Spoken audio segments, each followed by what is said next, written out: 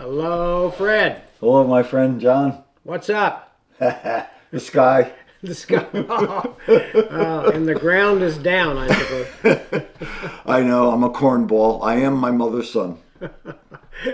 So, welcome, YouTubers, to another episode of Fred and John Talks. We love to talk, and we love for you to subscribe and to watch us, and hopefully be entertained, educated, and maybe have some good thoughts, and move forward positively every day.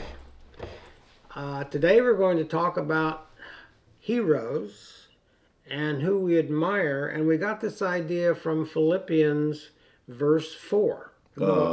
Chapter 4, verse 8. Chapter 4, verse 8, sorry. That's all right. Chapter 4, verse 8. So I'm going to read the beginning of the verse, and then we're going to linger on today, admirable. Yes, who we admire. Yes. Who are our heroes. So here we are, Philippians chapter 4, verse 8. And now, dear brothers and sisters, one final thing. Fix your thoughts on what is true, honorable, right, and pure, and lovely. And lastly, admirable. And that's where we are going to start today. We may do some of these other fixations of thoughts as requested in the verse, but today we are inspired about what is admirable. Yes. And fix on that. Yes. Well, for me, my starting point is, the people that I admired growing up. And, because, John, in my counseling work, when I used to work with teenagers, I no longer do. But, so I'd be counseling, here's an example. I'd be counseling a young man, a teenage 17-year-old, 16-year-old, sometimes 15, sometimes 18. And one of the questions I would ask them is, who are your heroes? Because they were adrift in life, as most teenagers are. But let's say even people in the guys in the early 20s, they were adrift. They couldn't find meaning. They were depressed. And I would say, who are some of the people you admire? And I would deliberately use the word, who are your heroes? Mm-hmm. Well, they looked at me like I had two heads. Couldn't interpret it. Yeah. I remember several young men saying, I don't have any heroes. Mm-hmm. And it was almost like they were sending a message that, I'm too proud for that, I'm my hero, or, I'm self-sufficient. Yeah, thank you. I'm self-sufficient. What do I need heroes for? Mm-hmm. And I think that's wrong-headed. So where I start is with the people in my life from an early age, like baseball coaches, teachers I admired, Sure. Clergymen I admired, and they became heroes for me. And of course my parents, and we're going to get into that as we go along. How about you?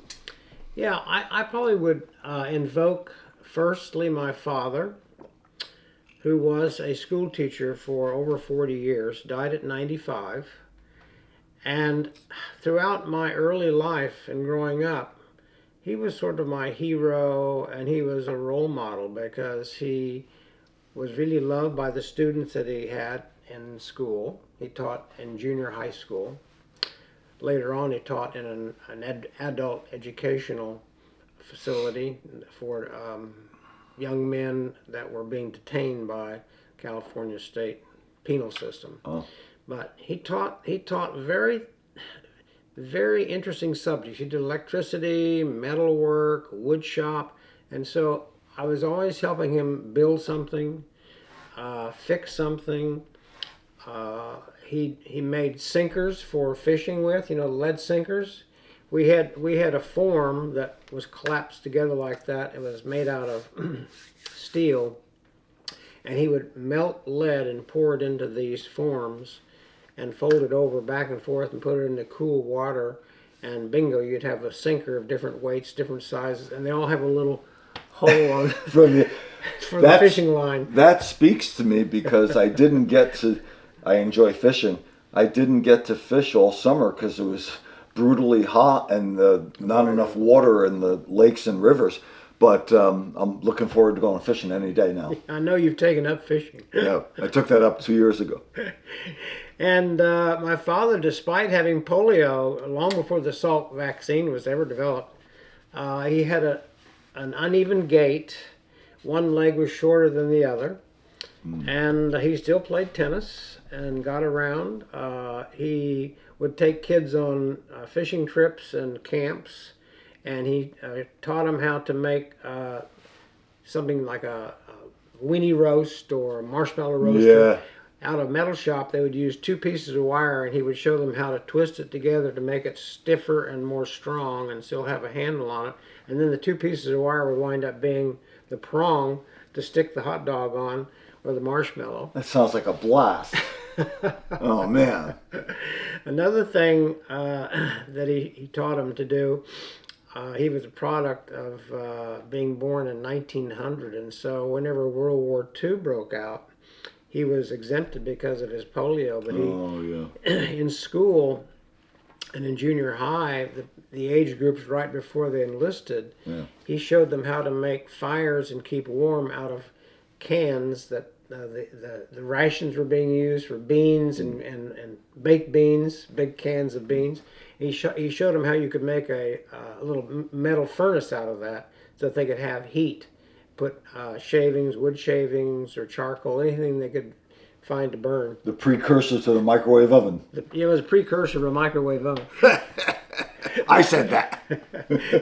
And because the fire was built inside of a little container like that and kept small just for warming their hands and feet, it was harder for the enemy to see fire. Yeah. At that time, it was mostly binoculars.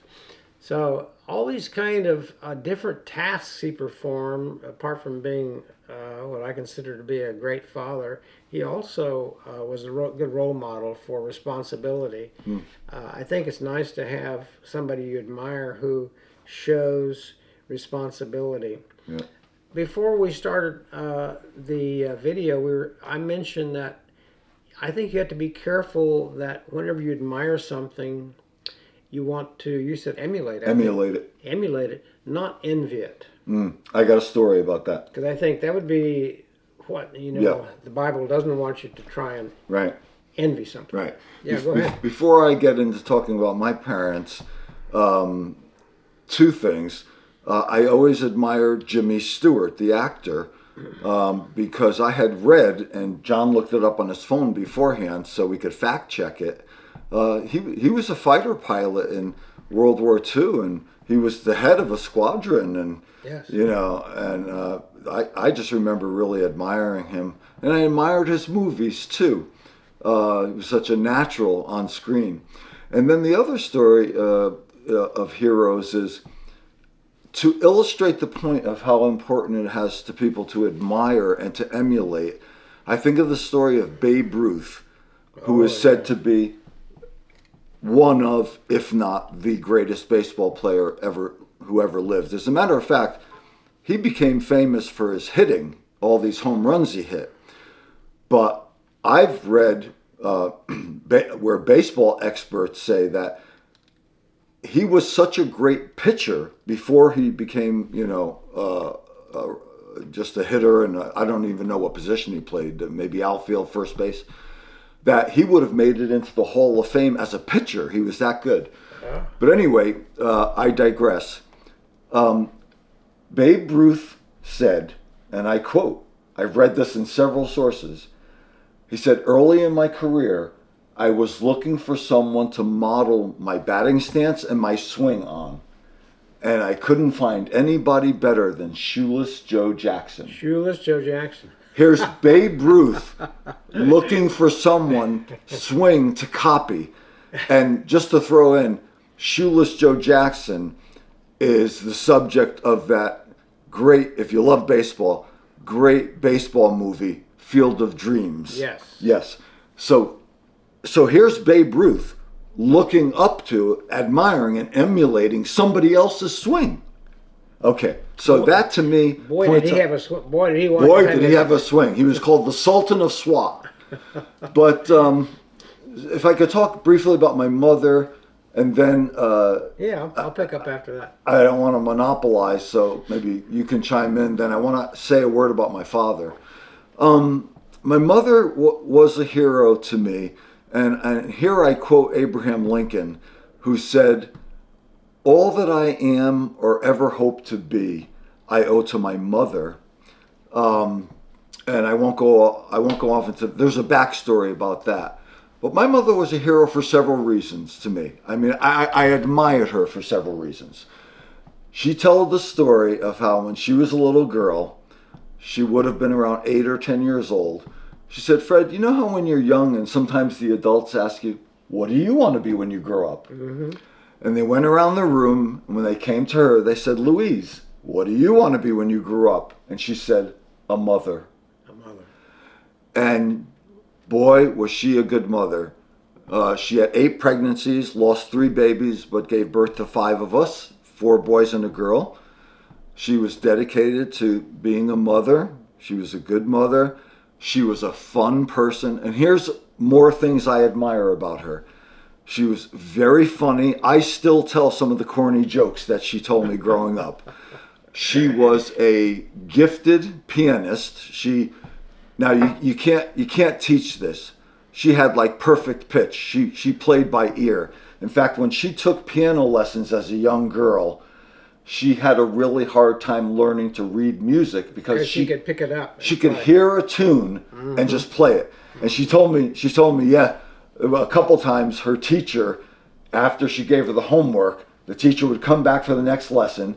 Louise would be playing, and the teacher would say, "Louise, look at the music. Where's the music?" look at the sheet music." But she had a hard time throughout life reading sheet music, and she was generous enough to pass on that gene to me because I can play by ear. I play the flute by ear, but I could read music a little bit. But anyway, between how wonderful a mother she was, her musical talent, her gift for Italian hospitality, having everybody over our house and cooking for everybody, her emphasis on her identity as a mother, I wouldn't be who I am today without my mother. Let me follow up mother. Yours truly knows a little bit about babies, children, and mothers. Most of you, if you watch any of our YouTubes, know that I'm a retired OBGYN doctor. And let me tell you, there's nothing more important than a good mother in today's society. And when you tell this story about your mother, and she responded that way at that time at her age, that was probably in an era of time. What year are we talking? What decade are we talking about? When she was having children? Yeah. Well, I was born in 1956, and I'm the 4th of 5 children. So post-war. So probably the latter part of the 40s into the 50s, and then she had a kind of a surprise pregnancy in 1965 and gave birth to my brother, who's 9 years younger than me. He was born on Christmas Day. It was like a Christmas gift. So that era of time. 40s, 50s, and she had 1 child in the mid-60s. I'll tell you, Fred, I think being a mother and a family person that keeps families together in motherhood was even more revered at that time. Yes. That's what point I'm trying to make. Yes. I think to be a good mother and family member of the family and keep the family together and more stay at home at that time. And that was reflected in some of the sitcoms of the day. Yes. Leave It to Beaver, Donna Reed. Yes. They were stay-at-home moms, Correct. That's right. So I just want to throw that in because I think that was a very profound statement for her to say, "I want to be a good mother." Nothing against working mothers. No, absolutely not. Nothing against working But this mothers. is what was on her mind when she was asked the question in the 40s and 50s. Yeah. Here's another interesting story about my grandchildren, 2 granddaughters. They say out of the mouths of babes Comes perfect praise. the truth. Perfect truth. So 2 granddaughters, they were both given the same kind of task to do in a craft. Mm. And so I began to notice that the younger one was looking at the older project, and the older one was looking at the younger one's project. They were doing the same project. But I started seeing them back and forth looking at each other. And finally, the older sister, 3 years older than the younger, says, "She's copying my project. She's copying my. Look what she's doing, Pop. She's copying me. She's copying me." And I thought, "Oh boy, I've got my hands full now. How do I settle this?" Yeah, you got a referee. I'm thinking. I remember settling arguments between their mother and her sister, but now I've got these two young grandkids. But I didn't have to worry about settling it, because the youngest one was just working right along, and she said, "Well, Miss So and So, who was their teacher at the time, has said that flattery and being copying somebody else's work is the best form of flattery. Imitation is the highest form of flattery. Imitation is the highest form of flattery." And she said that, and I thought, saved. Saved. He's saved by the bell. So I said to the older granddaughter, She's flattering you. She's flattering you, and in a way she admires Admires and looks up to. Yeah, I mean, Very this good. happens, doesn't it, with Very good. with older brothers, older siblings. I like it. I admired my older brothers. I worshipped them There when I you was go. a kid. There you go. But if I may say a word about my father, and perhaps we'll start winding down this episode. I don't want to slight my father because he did set an example for me for life in several ways. The reason why I focused on my mother as my hero first, because she was a stay-at-home mom, and I spent most of my time with her growing up. My dad started out as an English teacher, then became a professional librarian before the internet, when you needed reference librarians. And he worked full-time at the high school, and then sometimes 3-4 nights a week at the public library to provide for a family of 7. So my father, by example, he didn't sit me down and talk about it. He taught me a work ethic, which has stayed with me for life. That just shows you kids observe and learn. Oh, yes. What their parents do. By what they do, not only by what they say. Another thing I admire about my father is that, sadly, his father was a violent alcoholic. In fact, one of my aunts, I asked her about it, and she said, "Oh yeah, Grandpa was a mean drunk. He was not a mellow drunk. He would get mean." And my father, being the oldest of 7, probably took the brunt and probably got between his father and his mother, because the father, I'm told, even was physically violent toward my grandmother. But when my father was in his later years, I tried to get some information out of him, because he didn't talk. World War II, as they say, guys didn't even talk about their war experiences. No, they didn't. They came home and they were... Right, they were closed mouth. So I asked him, and this man was, like a year after high school, he was overseas in World War II in the Navy. 19 years old in the Navy. Had to grow up overnight. And then the other thing is, going back to his father's drinking problem. I asked him about that, and he said, "Freddie, what I saw growing up, the violence and the damage that alcohol abuse can cause in a family, I promised myself I would never abuse alcohol. And I'm not making this up. Not only did I never see my father drunk, I never even saw him tipsy. As a matter of fact, of course, we were Italian, and Italians like their wine. He would, periodically have a glass of wine with dinner, but he would put 7-Up in it. You like it carbonated. Well, he didn't even want to drink straight alcohol. I see. That's how hyper vigilant he was about avoiding drunkenness. So I admire his work ethic, his sobriety, and then last but not least, his lifelong, strong faith in God and his service to our church. He volunteered for just about every program that a man can volunteer for, even working 2 jobs.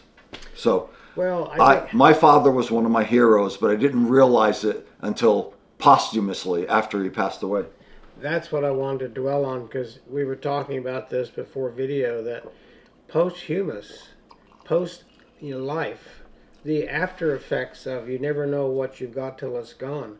That's a very strong influence, and often we don't understand and realize the how much we even admired something or craved something or realized how important something was Until it's gone. until it's gone. So that's something I think we can leave with our viewers to wind up with is, even though we're talking about admiration, it doesn't mean necessarily in the present. It could be in the past. Mm-hmm. It could be one of your siblings, one of your teachers, one of your friends. There's no time limit on admiration. That's right. And I want to put a shout out, circling back to where I began, about young men and young girls, but I worked with a lot of teenage boys and early 20s boys.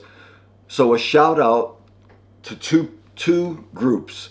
If there are any young men watching this video, think about the idea of who do you admire, who do you want to emulate, which means you want to take after, you want to follow in their footsteps, yes. You want to do what they do.